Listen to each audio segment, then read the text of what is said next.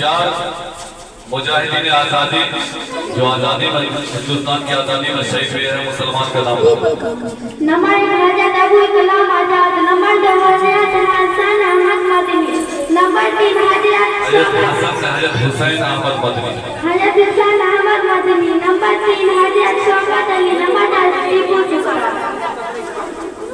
हमारे नबी के बेटे कितने थे? 3। तीनों का नाम बताओ। नंबर 1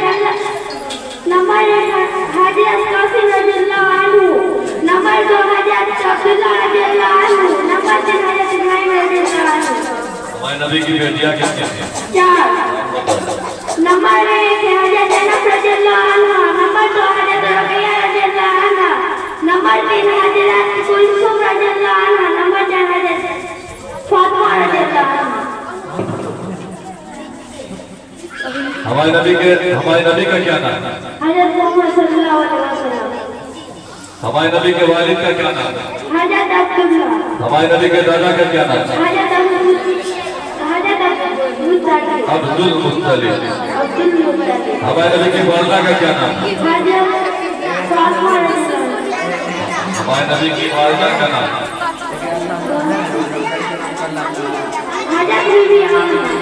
हमारे नबी कहाँ पैदा हुए? मक्का में कैसे साल रहे? उसके बाद कहाँ गए? मदीना में कैसे साल रहे? पूरे जिंदगी कितनी मिली? चलो इसी तरह की और वीडियोस पाने के लिए एजाज हाशमी नदवी को सब्सक्राइब करें।